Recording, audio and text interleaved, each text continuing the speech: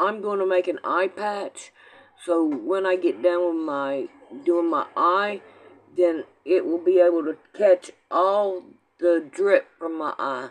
I am going to fast forward it.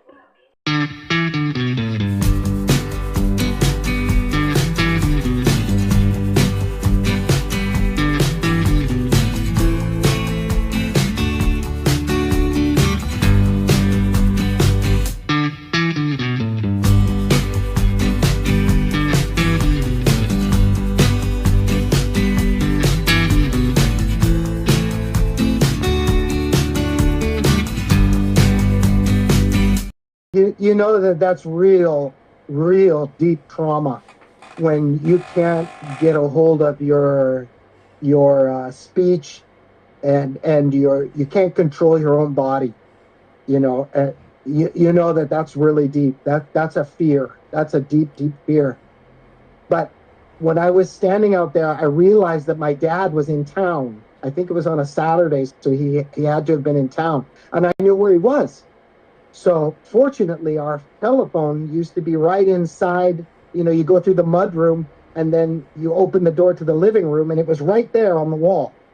So as soon as you open the door, you could just reach your hand in and grab it, and it had a long cord on it.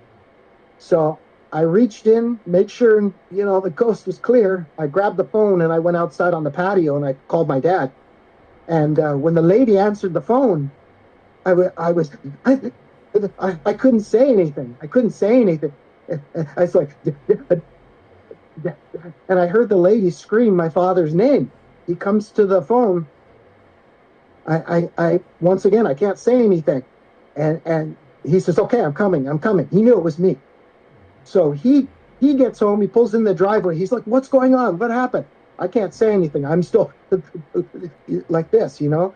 So he begins to head toward the door, the front door. I'm following right behind him because I'm like, this is it. This has got to end. Soon as we both get in the door, my mother comes out from behind the wall, jumps my dad. Now we're talking about an obese woman here. She's 5 feet, between 5 feet and 5'2". She is very small, but obese. She jumps him, takes my dad, who's 5'8", and in the prime of his life back then, takes him to the ground, throws him to the ground, jumps on top of him, and starts scratching his face and howling and gnarling like an animal. I'm like watching it like, oh, she's going to kill my dad. And my dad happens to get up, and then he runs outside. And I run out after him. And I'm standing in the driveway with my dad, who was just defeated horribly. She threw him down like he weighed nothing, and started scratching and clawing at his face. And my dad couldn't say anything. He was out there, like, wow, that's not my wife. That's not the woman I married. And so the phone was still outside. My dad called the police department. The police called the mental institution. And all of these people came out. And my mother was talking to the policeman like normal. He was like, so what happened here? He goes, oh, nothing happened here, officer. I'm not exactly sure why you're here. And I'm hearing my mother talk in a normal female, feminine voice. And I'm hearing her, and I'm just like, I don't know what's going on. I'm standing in the driveway ready to freaking blow my brains out because I'm so confused as to what is going on. Anyway, a couple minutes later, they take her away. And I believe when they took her away, they shielded me. Now that I remember that, they kind of shielded me off. And maybe they didn't want me to see my mother in a straitjacket. I don't know what it was. But I believe that they did that. I remember not being able to see her, wanting to see her, but not being able to see her. And they brought her out in a straitjacket, and they took her away. And they took her back to the mental institution. And 3 months later, they sent her back. So she did the same thing. She signed herself in again? Yes. And 3 months later, she came back. I have so many questions, and I'm sure most of them you probably don't have answers to, but my questions are, how did she speak in a normal voice when she never did, when the officers were there? How was she able to control your dad, throw him down? But I think a question that you probably can answer is, where was your dad during all these years? Because the last time we heard about your dad, it was in the early years, and you said he was working like 5 days a week in Toronto, would Yeah, come back a few days a week. But at this yeah. point, didn't seem to be aware at all of what was happening with her. Was he in your life at all? Yeah, no, he still wasn't in her life. He was still working the same job, still far away, and he just thought she was crazy and ignored her and didn't pay any attention. One thing you got to understand about my father, and I stand with him, but he grew up in World War II. He grew up with shelling.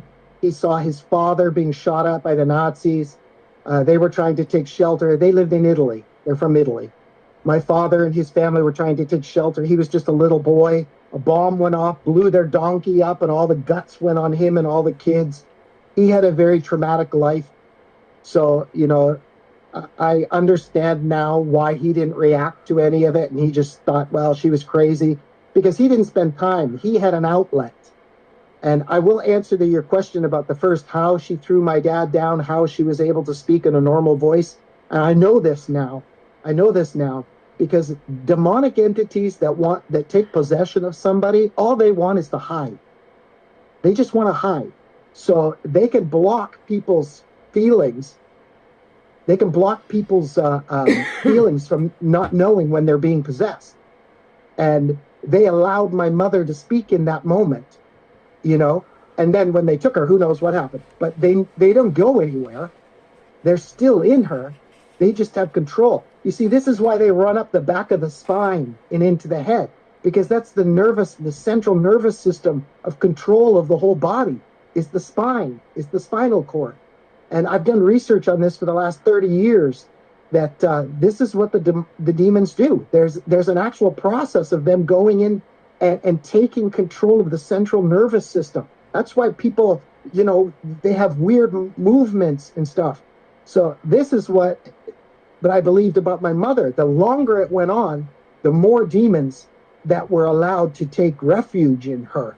And the more voices I heard, the more different kind of voices, the more dialects I heard when she would be, sitting there talking all day, arguing, with seemingly no one, and her voice is changing, and Yeah. and this is what they do. This is what they do.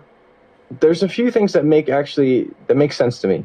So if there was, if the demon were to inhabit a part of the body specifically, and it was to inhabit a part of the body that would take control of the limbs, it would be the spinal cord. So that actually makes sense, and that's what your mom said. So those two things correlate. The other thing also that I think makes sense is you mentioning that essentially when the police came, the demon kind of they laid low and allowed your mom to come back to the surface, and she was blacking out for most of the time. So she legitimately would have been confused, and that's something that I hear in episodes of very intense demonic possession where the person actually loses control and the demon takes over. The person completely blacks out and has no idea. So she would have come back to her senses and literally would have been confused as to what have happened. So those two things make sense to me. I should still have a last question about your dad, because I want to make sure that we really see that angle. So what you said, he was leaving most of the time, was working away, but would he ever come back to the house? Would he sleep in the same room as your mom? Did he have another place that he was staying in? Like, how did that work? Yeah, when he'd come home for usually 2 days, maybe one night and 2 days. And he had his own room because we had a 4-bedroom house. He had his own room. So, and even if he was at home, he was never home. He was either fishing, he went out hunting. That's something that he loved. He loved being out in nature and fishing and hunting and doing that kind of thing. But, like I said, my dad, he only went to grade 4, because he was in the war in Italy. He was a refugee for years, in Sabaudia. And he came to the United States, when he was 19 years old. He somehow got on a boat in Gibraltar and came over to Canada through Halifax, through Nova Scotia. But my dad had a very traumatic life. And, even today, we don't talk about this stuff. We've never talked about it. And my dad's 90 years old now, and I wouldn't dare bring that up. I don't want him to have to go through any of that. He knows he failed. He knows he failed me. I told him. Could have done better. But that's neither here nor there. There's a thing called forgiveness. And I have forgiven my father for that because I know that he went through trauma as a child. He wasn't all there, for lack of a better word, not crazy, but, had problems adapting. He couldn't speak the language. He came to a new country. Those are all hard things to deal with. Yeah. So the story is not quite over though, because you did eventually leave. That was the breaking point that night. The incident that happened with your mom, and when your dad came to try to help. And it wasn't that long after that you decided to leave. I don't know how old you were, and can you explain how that unfolded? What your thought process was? Why you decided to leave at that time and not before, and also right before you left, what happened? I had to wait till I was 18 to leave. I mean, that's legally. So, I bided my time at friends' houses, and then I came up with a plan. I came up with a plan to go down to Toronto, back down to Toronto, to get a job, stay with my sister, make a pile of money, and then I was going to leave for California and get into the music business because I was a musician, guitar player. So I did that. I went down for a year. I collected a bunch of money when I was 18, came back home, spent a few months with a bunch of friends of mine who I had convinced them they all wanted to go to California too. I said, okay, I made a plan. 6 months from now, we're leaving. We're going to California in April 1987. So as it drew closer, everybody bailed until the last guy 1 week before. And I said, I'm not bailing. I'm going. So on Easter, it was Good Friday, I got on a bus in Buffalo, New York. I got on a bus and I got dropped off in California on the Monday. Took 3 days to get there. So it was the Monday after Easter Sunday, 1987, that I landed in California. And, I thought that was going to be, I wanted to leave Canada completely. I didn't want anything to do with anything at that place. I was so traumatized, by 18, 19 years old, I had severe insomnia. I was dealing with bulimia. I was 6'1". I weighed 123 pounds and had a 23-inch waist. I was anorexic and bulimic. I was throwing up all the time. I hated myself. I had no value. And when I went to California, I experienced 15 minutes of bliss when I sat on the beach in Santa Monica at 11 a.m. I put my feet in the sand. No one was on the beach at that point, just a few stragglers. I had my gym bag I took with me. I put it on the sand. I laid down, and I said, no one knows where I am. This is the greatest moment of my life. No one knows where I am. I've got no bills. I've got no nothing. I'm accountable to no one. It lasted about 15 minutes, and then I went, now what am I going to do? So, and I was still having severe insomnia. Could only sleep 2 or 3 hours at a time because I was shaking. I still, to this day, at 56 years old, I still shake and shudder inside like this, like that happens to me every night and every morning. I wake up with the same shuddering and shaking, and I get paralysis of the face where it gets all numb. And that's how I wake up. I wake up with my face on fire. That's how I wake up, because I feel the pain of my face on fire. So the PTSD was so terrible what I went through for so many years, that the PTSD came out differently. As a child, I suppressed it all. By the time I was 19, I started having horrific nightmares, insomnia, and bulimia. The next 10 years, I started having depression. The next 10 years, I started to have depression, anxiety, and suicidal tendencies. And now it's switched back to shuddering, shaking, and facial paralysis. And, when it's like if you've ever seen videos of the guys from World War One that had shell shock, they're like, all shaking and setting. That's because their system is so traumatized that it can't operate properly. And that's what I have. And I do it. I have shuddering incidences throughout the day. I've had them while we've been talking. At one point, while we've been talking, I thought I was going to pass out, which I have on numerous occasions during high levels of stress. I've been in the hospital so many times. I have a record that's as long as my arm, and you would expect that from somebody with PTSD from this situation. So, anyone who writes me and says that I don't believe your story, shame on you, because I have all the scars and the medical records to prove it. I feel so bad for you.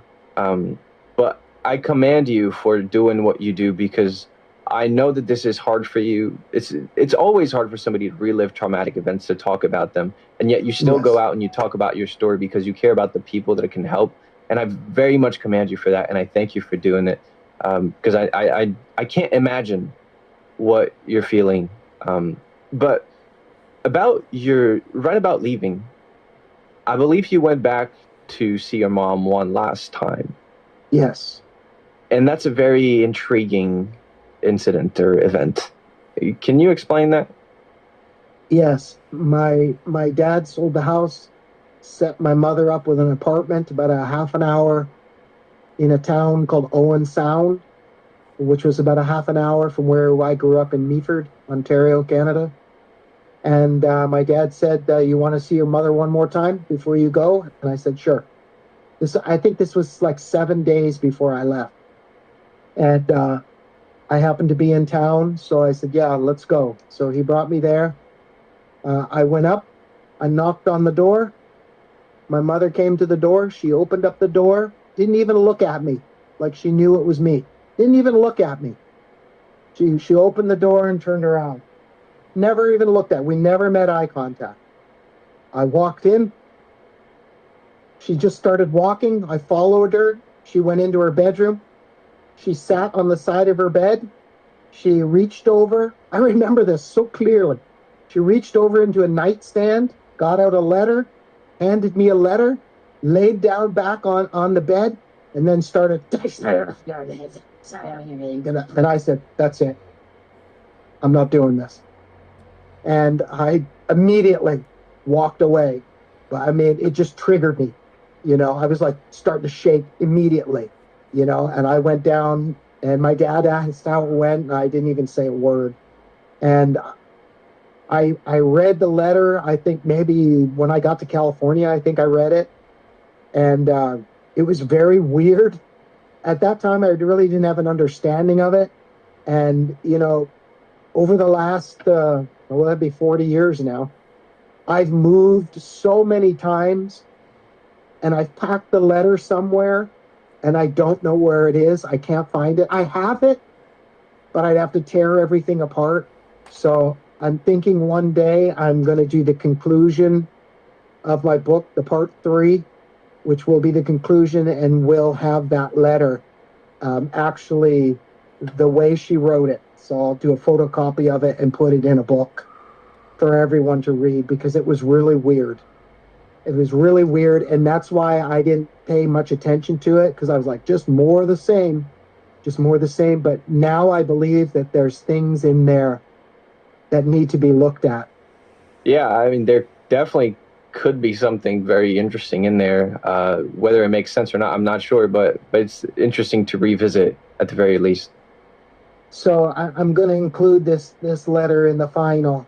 There's one passage I do remember reading it, and that's where I stopped because I got angry, and it said, "Don't be a wild man." That was the one thing that I read that I was like, whatever, and then I put it away. And I haven't seen the letter in like 30 years, but I know I have it. It's packed away somewhere. So I will find it. So one thing that I don't think we heard yet is how you kind of figured these things out later. You said you didn't really understand what was happening in the moment, but at some point you were able to understand. So my question is two-sided. How much did you know about demons and what was happening when you were living with your mom? And what is the puzzle piece that was able to help you understand all of it? Great question. While we were going through it, nothing. But did I fear the demonic world? Yes. Very, very, very, very much so. I heard things in the house. I saw things. I was terrified of the unknown. What did I know what it was? I have any clue? Not a clue. The thing that opened up my eyes was it was a twofold process. By the time I was in my late 20s, early 30s, I was really having a hard time with life. Wanted to kill myself. And I was like, why am I like this? Why am I like this? What is wrong with me? And then I started to think about my childhood. Then I started to do research. When I started to do research, I landed on, I don't know how it happened, but I landed on the transcripts of the Annalise Mickle case from the early 70s and mid 70s, the exorcism case. And I studied all of the tapes and transcripts available for that. And everything I read and everything I heard from the eyewitnesses pointed to my mother. It was like the exact same thing. The exact same thing. Even the things that they said were the exact same thing. And when I studied all that, I went, oh my gosh, this explains everything. I didn't have to read one thing and go, well, that kind of fits. It was like I was reading my mother's accounts and everything that was said and the eyewitnesses and everything that the eyewitnesses said that they saw and heard, and the screaming and the yelling and the crazy repetitive movements over and over and over and over and over and over, day after day, night after night. It was all the same. And then I started to look up other exorcism cases, other demonic possession cases, and found out that they all have the same, there's the same set of natures involved in what demonic possession, true demonic possession is. Like, for instance, I heard my mother speak in so many different voices that I understand and can identify the gate. You know how people speak at a gate? Somebody speaks like Rodney Dangerfield, they talk real fast. That's called a gate. You can tell their ups and downs, their ups and downs. I understood and could examine, after hearing my mother's, all those speech patterns when she was speaking demonically. I was able to hear all those speech patterns when Annalise Mickle was saying, even though they were in German, I could hear all the gate of the speech patterns. It was all the same. And that was shocking to me, how close those cases were. And then as I began to look into other stuff and see other cases and have other explanations and other eyewitnesses to other cases that heard this and that and this and that and this and that, it just cemented for me. It put all the puzzle pieces came together, and I went, oh my God, my mother was demonically possessed by not one, not two, but a legion of non-stop demonic entities, spirits of the Nephilim, spirits of the fallen ones from the antediluvian world. This is what they do. All the speech patterns were the same, their hatred, their everything. They even used the same phrases. And every real exorcism case that I came across that had a transcript or had an audio to, they're all the same. They were all just like my mother, all of them. So you mentioned the word legion, and I know where you get that. It's from this passage in the Bible, the demon possessed man in the tombs. So if anybody's interested, there's a lot of similarities between Michael's story and what his mom was dealing with, and the man in the tombs. But you've mentioned the Bible many times throughout your story, and it seems like it kind of is what helps you understand a lot of these things. How did you go from, demonic possession to Jesus and the Bible? Because we haven't really heard how you made that connection, but how did that happen? How I realized was that after many years, I realized that there was more to life than just me and how I perceived it. And I had just gotten married, and my wife and I broke up. We got separated for 3 months. My wife called me and told me that she was pregnant, and my world fell apart. I said, not only am I messed up in the head, but I'm going to mess up another generation of people, be it my own child. I could not bear that at all. So one day while going to see her, I moved out of the house and I went to see her. I gave her my truck. I gave her everything I had. I felt so guilty. I was on a bus and I was going down Ventura Boulevard by Taft High School, and I started crying on the bus in front of about 40 people. And I started crying. And I said, God, whoever you are, I've made a mess of my life. Please come into my life. Please come into my life and make things right, and I'll serve you. And at that very moment, I didn't hear a voice. There was no light. I felt a peace inside of me. And I know that was at the moment that the angels rejoiced in heaven, because that's what it says. When any sinner repents, the angels rejoice in heaven.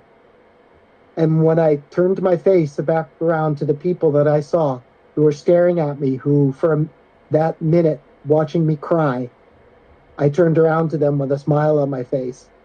And I don't know what happened to me. I don't know what happened to me, but when I got to my bus stop, I got off the bus, I ran to my wife's house, knocked on the door. I said, you're not going to believe, I don't know what happened to me. I sat her down on the couch. I said, something happened to me and I don't know what it is. I don't know what happened. And I told her, we got back together a week later, and I told her, I've got this thirst for God. I want to know who God is. So I went out, once again, I knew nothing about nothing. I went out and I rented Zeffirelli's Jesus of Nazareth. And I was watching the movie, and my wife was in the kitchen cooking. And it got to the point, because it's a red letter movie, so everything Jesus says is he said. And then he gets to the point where he goes, and the sheep know my voice. And the second he said that, I dropped everything and I yelled to my wife. I said, come in here, come in here, come in here. She came into the room. I said, that's who I met on the bus.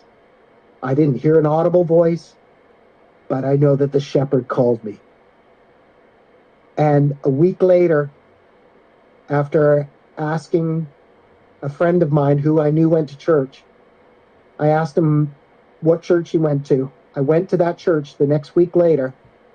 I was sitting there in the seat with my wife, and the man said, the guy talking to the sermon, I'll never forget, it was David Miller from Church of Rocky Peak in Simi Valley.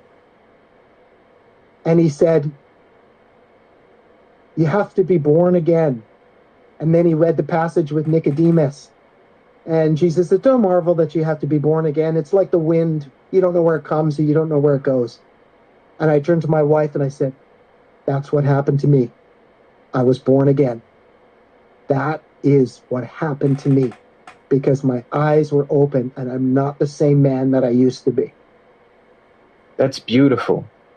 Yeah, from that moment on, my wife came to know the Lord, gave her heart to the Lord a couple months later from my witness. And then everyone in her family, one after other over the years. Now everyone in her side of the family is Christian, a born-again Christian. That is such a beautiful story. And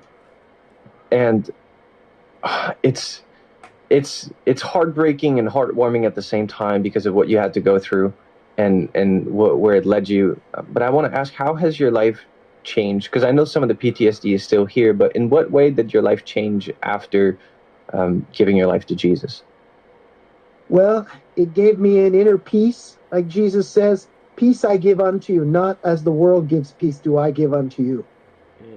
And that is the thing that now I don't care. I don't care about dying. I don't care about being famous. I don't care about being wealthy. I don't care about any of those things, because on that one day on that bus, I found a pearl in the ground, and I gave everything I had to buy that pearl so that I could have that.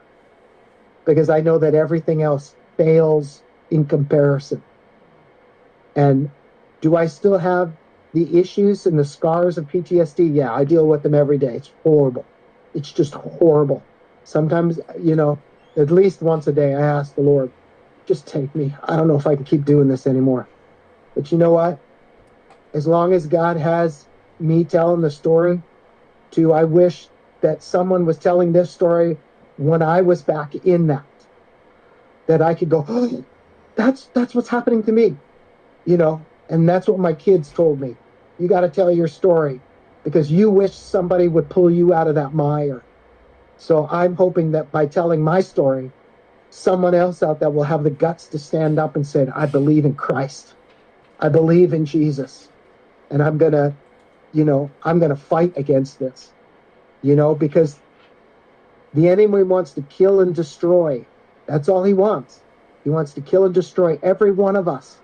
And he's got targets on some of us on our backs because he knows we're going to be effective for the kingdom. Yeah. There might be someone today that is watching that has had a story like that. And I'm sure that it's a very, I don't know if comforting is even the right word, but beyond that, to know that, they're not alone.